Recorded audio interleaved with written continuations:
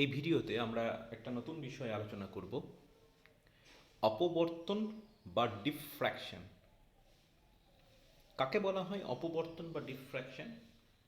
আলোক তরঙ্গ কোনো একটা মাধ্যমের মধ্য দিয়ে যেতে যেতে যদি কোনো শার্প এজ মানে তীক্ষ্ণ প্রান্ত উপর আপতিত হয়, তাহলে সেক্ষেত্রে আলোকরশ্মির গতিপথটা বেঁকে যায়। মনে করো এখানে একটা শার্প এজ আছে, সাপোজ এখানটা হচ্ছে শার্প এজ। এবার আলোক রশ্মি যাচ্ছে, যেতে যেতে যখনই এই শার্প এজের উপর এসে পড়লো, দেখা যাবে আলোক রশ্মি এভাবে বাঁকে না, সরি, এই শার্প এজের উপর যখন এসে পড়বে আলোক রশ্মির গতিপথ এভাবে বেঁকে গেল। কেন বেঁকে যায়? তার কারণ হচ্ছে আমরা যে আলোক রশ্মিগুলোকে দেখতে পাই ভিজিবল, সেগুলোর ওয়েভলেংথ হচ্ছে of the order of 10⁻⁻5 metre, এবং যে শার্প এজ বললাম তার ডাইমেনশনটাও খুব ছোট। সেক্ষেত্রে কি হয়, যখন এরকম একটা তরঙ্গ দৈর্ঘ্যের আলো বা তরঙ্গ যখন ওই শার্প এজটার উপর এসে পড়ছে, যার ডাইমেনশনও খুব কম, তখন সেক্ষেত্রে সে তার গতিপথকে বিচ্যুত করার ক্ষমতা রাখে। এই ঘটনাটাকে বলা হচ্ছে অপবর্তন বা ডিফ্র্যাকশন। ঠিক আছে, এই ঘটনাটাকে বলা হচ্ছে অপবর্তন বা ডিফ্র্যাকশন। প্রথম এই ঘটনাটা অবজার্ভ করেছিলেন যিনি, সেই বিজ্ঞানীর নাম হচ্ছে গ্রিমালদি। উনি ফার্স্ট টাইম এই ব্যাপারটাকে অবজার্ভ করলেন। এবার এটা হবার পর যখন এটাকে একটা অন্ধকার ঘরে প্র্যাকটিক্যাল করা হলো, ধরে নাও এই আগের মতোই ব্যতিচারের মতো এরকম একটা, ওখানে দুটো সোর্স ব্যবহার করা হয়েছিল, এখানে একটাই সোর্স, কিন্তু কিন্তু এরকম একটা স্লিট মতো রইল, মানে আলোক রশ্মি এদিক থেকে আসবে,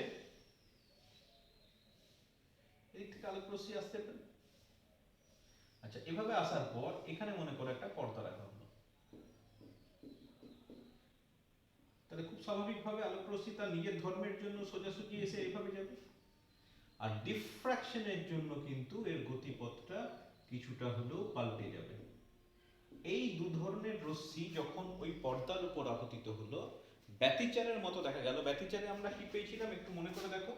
ব্যতিচারের ক্ষেত্রে আমরা পেয়েছিলাম, যদি আমরা দুটো সুসংগত উৎস তৈরি করতে পারি, তাহলে সেক্ষেত্রে পর্দায় অল্টারনেট ব্রাইটনেস এবং ডার্কনেস সৃষ্টি হয়েছিল ইন কেস অফ ইন্টারফারেন্স, এবং অল্টারনেট ব্রাইটনেস আর অল্টারনেট ডার্কনেস। এবং সেক্ষেত্রে কি পেয়েছিলাম আরেকটু মনে করে দেখো, যে প্রতিটা থিকনেস সমান, মানে এই থিকনেসটা, এই থিকনেসটা, এই থিকনেসগুলো প্রতিটা সমান, মানে প্রতিটা ব্রাইট প্যাটার্নের ইন্টেন্সিটি সমান, প্রতিটা ডার্ক প্যাটার্নের ইন্টেন্সিটি সমান। কিন্তু এখানে যেটা পেলাম, এখানে পেলাম কিন্তু এখানেও পেলাম ঝালর পেলাম, এখানে ঝালরটাকে বলা হয় অপবর্তন ঝালর। আগেরটাকে যেমন বলা হয়েছিল ব্যতিচার ঝালর, এখানে এটাকে বলা হয় অপবর্তন ঝালর। এখানে দেখা গেল একদম সেন্ট্রাল ফ্রিজটা হচ্ছে ব্রাইট এবং সেটার থিকনেস সব থেকে বেশি, তারপরে মনে করো একটা ডার্ক, থিকনেস কিন্তু কমে গেল, তারপরে কিন্তু এটা হচ্ছে ডার্ক, তারপরে হচ্ছে ব্রাইট, এটার থিকনেস আরেকটু কমে গেল, তারপরে হচ্ছে এবার ডার্ক, এটার থিকনেস আরো কমে গেল। ঠিক আছে, দুটোর মধ্যে পার্থক্য আশা করছি বোঝা গেছে, যে আমিও এখানেও আমি অল্টারনেট ব্রাইটনেস এবং ডার্কনেস পাবো, কিন্তু প্যাটার্নটা একটু আলাদা। আবার বলছি, এটার ক্ষেত্রে অল্টারনেট ব্রাইট ডার্ক পাই, এখানেও অল্টারনেট ব্রাইট ডার্ক পাই। এখানে মাঝের ফ্রিজটা হচ্ছে সাদা, ওটাও সাদা নয়, উজ্জ্বল, এটাও মাঝের ফ্রিজটা উজ্জ্বল। কিন্তু এখানে প্রতিটা ফ্রিঞ্জ তোমার সেম থিকনেসের হয়, কিন্তু এখানে প্রতিটা ফ্রিঞ্জ সমান থিকনেসের হয় না। একদম সেন্ট্রালটা হয় সব থেকে বেশি, তারপর যত দুদিকে যেতে থাকে থিকনেসটা কমতে থাকে, অ্যাজ ওয়েল অ্যাজ ইন্টেন্সিটিটাও কমতে থাকে। যেমন এক্ষেত্রে তুমি মনে করে দেখো, এক্ষেত্রে তোমার প্যাটার্নটা ছিল এরকম, সবগুলো সমান থিকনেসের এবং সমান উচ্চতার, মানে আমরা দেখিয়েছিলাম যেভাবে, মানে আমি বোঝাতে চেয়েছিলাম সবগুলো সমান থিকনেসের এবং সবগুলোর ইন্টেন্সিটি সমান। কিন্তু এটাকে যখন আমি দেখব, এটা হয়ে যাবে এরকম,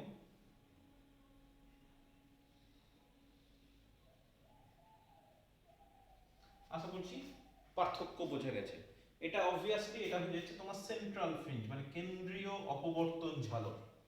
ঠিক, এটা হয়ে যাচ্ছে এই দিকটা, দুটোই অবশ্যই, এটা এবং এটা, এটাকে বলা হয় প্রথম অবম বিন্দু, অবম মানে মিনিমাম, তাহলে এটাকে বলা হয় প্রথম অবম বিন্দু, ঠিক। আর পরবর্তীগুলোকে বলা হয় গৌণ চরম বিন্দু। ওটা তো কেন্দ্রীয় হয়ে গেল, এটা এটা বা তারপরের গুলো, এগুলোকে বলা হয় গৌণ চরম বিন্দু। অবভিয়াসলি এটা চরম বিন্দু, ঠিক আছে। তাহলে সেক্ষেত্রে আমি কিরকম পেলাম, এরকম পাচ্ছি, হয়েছে। আচ্ছা, এবার তাহলে তোমাকে বুঝতে হবে তাহলে অপবর্তন আর ব্যতিচার এই দুটোর মধ্যে পার্থক্য কি। অবভিয়াসলি পার্থক্য রয়েছে, তুমি তো ছবি দেখে আমি বলে দিয়েছি, তাও আরেকবার বলে দিচ্ছি। ব্যতিচারের ক্ষেত্রে এটা ছিল তোমার ব্যতিচার বা ইন্টারফারেন্স, এটা হচ্ছে তোমার ডিফ্রাকশন। ব্যতিচারের ক্ষেত্রে দুটো আলাদা সোর্স ব্যবহার করছিলাম, দুটো ডিফারেন্ট সুসংগত উৎস থেকে আলো নির্গত হয়ে তারপর ব্যতিচার ঝালর গঠন করে। এখানে কিন্তু দুটো আলাদা সোর্স নয়, এখানে এখানে তোমার মেন সোর্স ছিল, তারপর আমি কি বলেছিলাম, এটা হচ্ছে এই দুটোই হচ্ছে ওয়েভ ফ্রন্ট, একই তরঙ্গ মুখের উপর দুটো আলাদা উৎস। এখানে দুটো আলাদা উৎস নয়, এখানে একটাই তরঙ্গ মুখ, সেই তরঙ্গ মুখের উপর অবস্থিত বিভিন্ন বিন্দু থেকে আলোক রশ্মি পর্দায় মিলে অপবর্তন ঝালর তৈরি করে। তাহলে এখানে দুটো আলাদা উৎস লাগছে, এখানে একই উৎসের উপর বা বলতে পারো একই তরঙ্গ মুখের উপর বিভিন্ন উৎস, ওখানে মানে তরঙ্গ মুখের উপর অবস্থিত প্রতিটা বিন্দুই তো একটা সোর্স অফ লাইট। তাহলে একই তরঙ্গ মুখের উপর অবস্থিত বিভিন্ন উৎস থেকে নির্গত তরঙ্গ অপবর্তন ঝালর তৈরি করে। আর এখানে কিন্তু কি হচ্ছে, দুটো আলাদা উৎসের কথা কিন্তু তোমাকে বলতে হবে। 2 নম্বর কথা হচ্ছে এখানে প্রতিটা ফ্রিঞ্জ হচ্ছে ইকুয়াল থিকনেসের, এখানে প্রতিটা ফ্রিঞ্জ ইকুয়াল থিকনেসের নয়। এখানে ব্রাইট প্যাটার্নটা কমপ্লিটলি ব্রাইট, ডার্ক প্যাটার্নটা কমপ্লিটলি ডার্ক। এখানে ব্রাইট প্যাটার্নটা অত্যধিক বেশি ইন্টেন্সিটি, কিন্তু ডার্ক প্যাটার্নটা একদম কমপ্লিট ডার্ক সেটা কিন্তু নয়। ওখানেও তুমি কিন্তু একটু একটু আলো মনে হবে, ঠিক আছে। তুমি যদি তাহলে চারটা পার্থক্য হলো, একটা হচ্ছে সোর্সের ক্ষেত্রে, সোর্স দুটো সোর্স, এটা সিঙ্গেল সোর্স। 2 নম্বর হচ্ছে তোমার প্রতিটা প্যাটার্ন সেম থিকনেস, প্রতিটা প্যাটার্ন সেম থিকনেস নয়। 3 নম্বর হচ্ছে এবার উজ্জ্বল বিন্দু আর অন্ধকার বিন্দু আলাদা করে করে দাও, তাহলে দুটো পয়েন্ট হয়ে যাবে।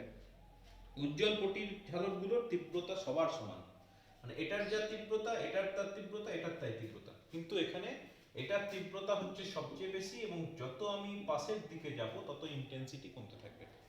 আর অন্ধকার ঝালকগুলো, অন্ধকারগুলো হচ্ছে এখানে সম্পূর্ণ ডার্ক।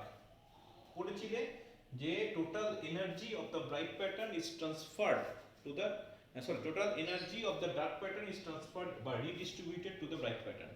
মানে অন্ধকার অঞ্চলগুলোতে বলেছিলাম যে শক্তির নিত্যতা সূত্র লঙ্ঘিত হয় না, অন্ধকার অঞ্চল মানে যেটা ল্যাক অফ এনার্জি হলো সেটা সবটাই পরবর্তী ব্রাইট প্যাটার্নে রিডিস্ট্রিবিউট হয়ে যায়। তাহলে চারটা পার্থক্য হলো, এই চারটা পার্থক্য অবশ্যই মনে রাখবে এবং পরীক্ষায় এটা খুব আসে। নেক্সট যেটা আলোচনা করব যে ডিফ্র্যাকশন কিন্তু দু রকমের হতে পারে, মানে দুভাগে আমরা ভাগ করে থাকি ডিফ্র্যাকশনকে। একটাকে বলা হয় ফ্রেনেল ডিফ্র্যাকশন, আর একটাকে বলা হয় ফ্রনহোফার ডিফ্র্যাকশন। ফ্রেনেল ইনিও একজন বিজ্ঞানী, বিখ্যাত বিজ্ঞানী। ফ্রেনেল ডিফ্র্যাকশন আর ফ্রনহোফার ডিফ্র্যাকশন। ফ্রনহোফারের নাম তোমরা শুনেছো, ফ্রনহোফার আলোর চ্যাপ্টারে তুমি পেয়েছো। এই দু ধরনের ডিফ্র্যাকশন আমার হতে পারে। আচ্ছা, কখন ফ্রেনেল ডিফ্র্যাকশন বলবো আর কখন ফ্রনহোফার ডিফ্র্যাকশন বলবো? তো আমার অপবর্তন পাওয়ার জন্য কি দরকার হয়, একটা সোর্স অফ লাইট দরকার হয় আর একটা স্ক্রিন দরকার হয়, তাই তো। সোর্স, স্ক্রিন আর একটা হচ্ছে তোমার স্লিট দরকার হয়, ঠিক। তো যদি এইগুলো ফাইনাইট ডিস্টেন্সে থাকে, ফাইনাইট ডিস্টেন্স, তাহলে সেক্ষেত্রে যে ডিফ্র্যাকশন প্যাটার্ন পাওয়া যায় তাকে বলা হচ্ছে ফ্রেনেল ডিফ্র্যাকশন। অর্থাৎ যে অপবর্তন পদ্ধতিতে আলোর উৎস বা পর্দা উভয়ই সসীম দূরত্বে থাকে, ফাইনাইট মানে সসীম, সসীম দূরত্বে থাকে, সেটাকে বলা হচ্ছে তোমার ফ্রেনেলের অপবর্তন। আর ফ্রনহোফার অপবর্তন কাকে বলছে, যে ক্ষেত্রে বোথ সোর্স অ্যান্ড স্ক্রিন মানে উৎস এবং পর্দা উভয়ই অসীম দূরত্বে থাকে, তাহলে সেটাকে বলা হচ্ছে ফ্রনহোফার অপবর্তন। এবার অসীম মানে কিন্তু ইনফাইনাইট ডিস্টেন্স এই সেন্সে নয়, মানে তুমি একটা জিনিস দেখো, যদি লাইটটাকে ফোকাস করা হয়, মানে ধরে নেওয়া হয় সোর্সটা সমান্তরাল রশ্মির উচ্চরূপে আসছে, তার মানে সেক্ষেত্রে কি হবে, সমান্তরাল রশ্মির উচ্চরূপে আসছে মানে কি সোর্সটা ইনফাইনাইট ডিস্টেন্সে আছে, এইভাবে ধরে নিতে পারি। তাহলে সেক্ষেত্রে সেই ধরনের অ্যারেঞ্জমেন্ট যদি করতে পারো, তাহলে সেক্ষেত্রে সেটা হয়ে যাবে ফ্রনহোফার অপবর্তন। ঠিক আছে? বেশ, এবার অপবর্তন ঝালর যেটা গঠিত হয় সেটা কিভাবে গঠিত হয় আমি এখানে আরেকবার ছবিটা আঁকছি, দেখো ঘুরিয়ে। এখানে তোমার দেখালাম যে সেন্ট্রালটা হচ্ছে সব থেকে ম্যাক্সিমাম, তারপরেরটা আরেকটু ইন্টেন্সিটি, তারপরেরটা আরেকটু কমবে, এইভাবে তোমার গোটা ব্যাপারটা ঘটে, এইভাবে তোমার গোটা প্যাটার্নটা আছে। কিন্তু মূল ব্যাপার যেটা, কেন এটা হচ্ছে, ঠিক আছে? তো কেন এটা হচ্ছে সেটা বোঝার জন্য, বা কতটা কন্ডিশন কি হবে, কখন আমি ব্রাইট প্যাটার্ন পাবো, কখন আমি ডার্ক প্যাটার্ন পাবো, সেই আলোচনা যদি করতে চাই, তাহলে এখানে যে দুটো তরঙ্গ আমি পাচ্ছি, আচ্ছা এখানে যে দুটো তরঙ্গ পাচ্ছি, আমি দেখতে পাচ্ছি এই দুটো তরঙ্গের মধ্যে একটা পথ পার্থক্য রয়েছে, বা এই দুটো তরঙ্গের মধ্যে একটা দশা পার্থক্য রয়েছে। আচ্ছা আমি যদি ধরে নিই এই স্লিটটার থিকনেস হচ্ছে স্মল এ, এটাকে বলে দিলাম এ বিন্দু, এটাকে বলে দিলাম বি বিন্দু, এটাকে বলে দিলাম পি বিন্দু, ঠিক? আর বোঝার সুবিধার জন্য আমি কি করলাম, মানে পথ পার্থক্য বের করতে চাইছি, তো এই দুটো রশ্মির মধ্যে, এই দুটো রশ্মির মধ্যে কতটা পথের পার্থক্য রয়েছে। আর তুমি খেয়াল করো, এ থেকে রশ্মি, যে রশ্মিটা পি তে পৌঁছাচ্ছে, আর বি থেকে যে রশ্মিটা পি তে পৌঁছাচ্ছে, দুজনে কিন্তু, দুটো রশ্মি কিন্তু সমান পথ অতিক্রম করছে না। এ থেকে নির্গত রশ্মিটা কম পথ অতিক্রম করছে, বি থেকে নির্গত রশ্মিটা বেশি পথ অতিক্রম করছে। তাহলে দুটোর মধ্যে একটা পথ পার্থক্য আছে। পথ পার্থক্য বের করার জন্য আমি কি করব, পথ পার্থক্য বের করার জন্য আমি কি করব, এ বিন্দু থেকে লম্ব টেনে দেব।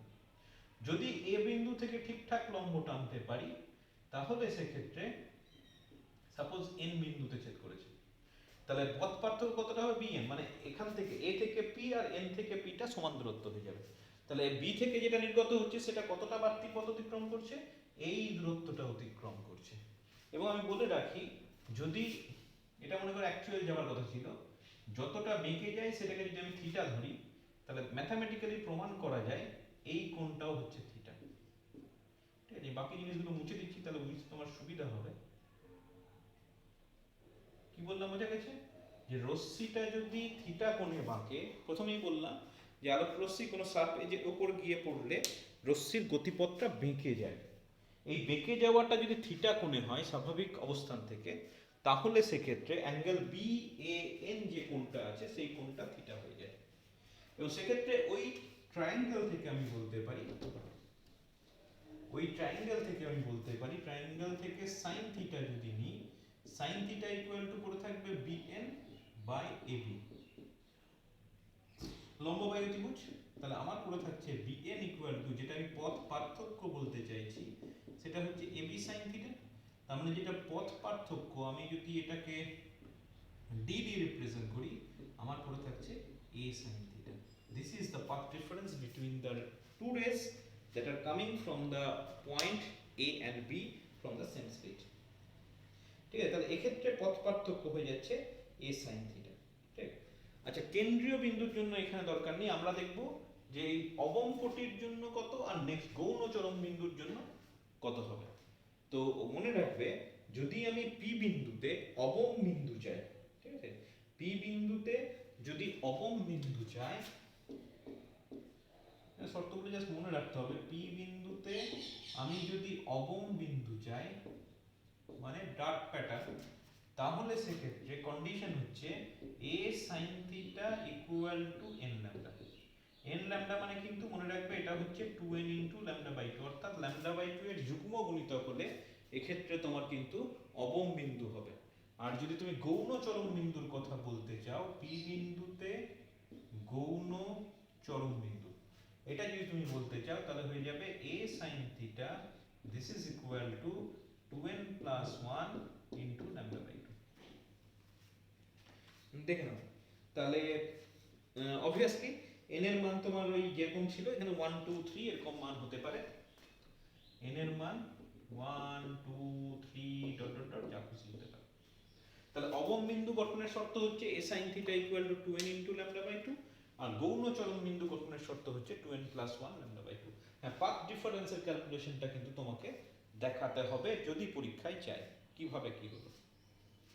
ঠিক আছে, বেশ, এবার আমি তোমাকে বলি যে এখানে আমি যেটা পেলাম সেটাকে বলা হয় অপবর্তন ঝালর। যেমন ব্যতিচারের ক্ষেত্রে ব্যতিচার ঝালর ছিল, তেমনি এটার ক্ষেত্রেও কিন্তু হয়ে যাচ্ছে অপবর্তন ঝালর।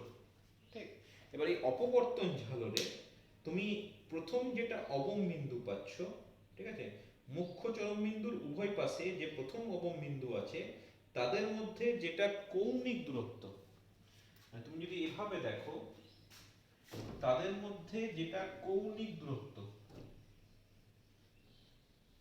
ছবিটা আমি ভালো করে আঁকি, এটা হচ্ছে মুখ্য চরম বিন্দু, রাইট?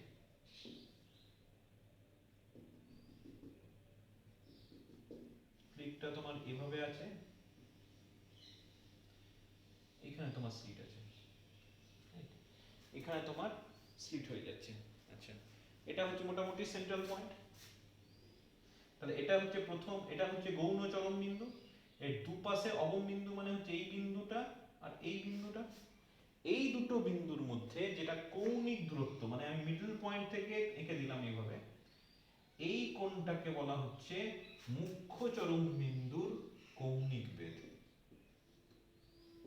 এটা পরীক্ষায় ক্যালকুলেশন করতে দেয়, মুখ্য চরম বিন্দুর কৌণিক বেদ কত হবে।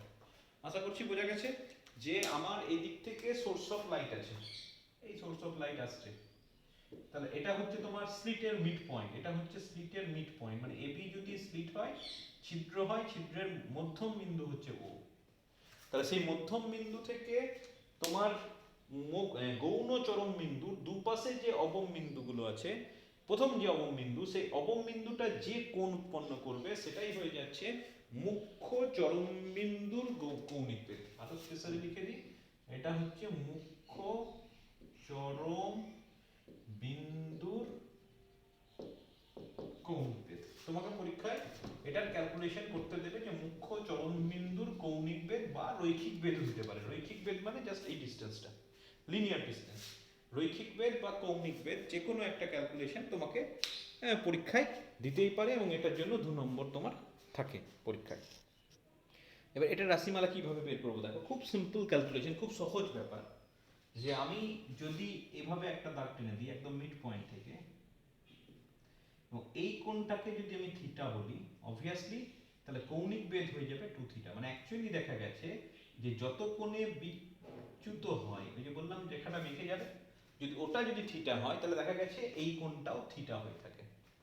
তাহলে তাই যদি হয়, ছবি থেকেও বুঝতে পারছো, তাই যদি হয়ে যায় তাহলে কৌণিক বেদ কত হবে, টোটালটাকে কৌণিক বেদ বলছি, তাহলে সেটা হয়ে যাবে 2 থিটা।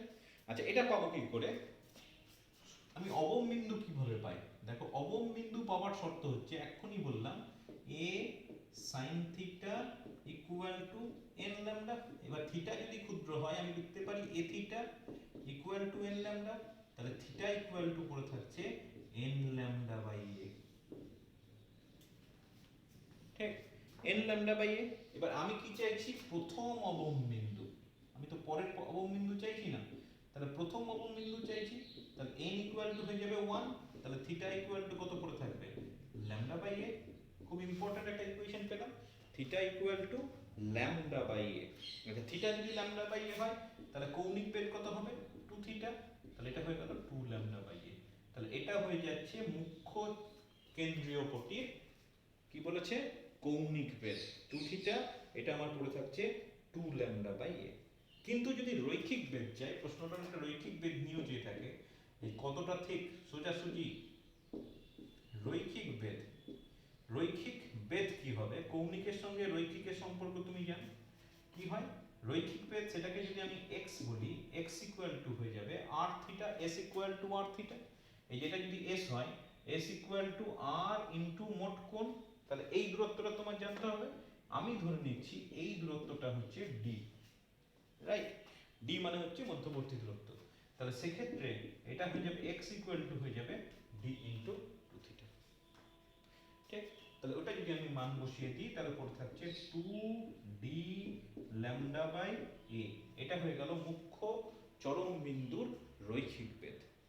এবার আমি বলি, যেটা আগে উল্লেখ করিনি, ফ্রনহোফার ডিফ্রাকশন যদি হয় তাহলে সেক্ষেত্রে এখানে একটা লেন্স ব্যবহার করা হয়, উত্তল লেন্স, মানে যাতে রশ্মিগুলো হয় অসীম থেকে আসছে বলে মনে হয় অথবা অসীমে গিয়ে মিট করছে, বললাম ফ্রনহোফার ডিফ্রাকশন। এবার এই যে লেন্সটা আমি ব্যবহার করছি, সেই লেন্সটা যদি এই ছিদ্রের খুব কাছাকাছি হয়, মানে very close to the slit, তাহলে সেক্ষেত্রে আমি একটা অ্যাপ্রক্সিমেশন করতে পারি যে d ইকুয়াল টু হয়ে যাবে ফোকাস দূরত্বের সঙ্গে সমান। এবার ডি যদি ফোকাস দূরত্বের সঙ্গে সমান হয়ে যায় তাহলে এটা ইকুয়েশনটা হয়ে যাবে 2f ল্যামডা বাই a। এটা হয়ে যাচ্ছে রৈখিক বেধ। এবার এখান থেকে তোমার প্রশ্ন আসতে পারে, এখান থেকে দেখো সোজাসুজি কি বলছে, x is proportional to lambda, বাকিগুলো লিখলেন কনস্ট্যান্ট ধরে। তাহলে তোমাকে যদি প্রশ্ন দেয় যে কোন বর্ণের আলোর জন্য ডিফ্রাকশন প্যাটার্ন বা মুখ্য চরম বিন্দুর বেগ বেশি হবে, অবভিয়াসলি যার ল্যামডা বেশি, মানে এক্ষেত্রে লাল বর্ণের ক্ষেত্রে।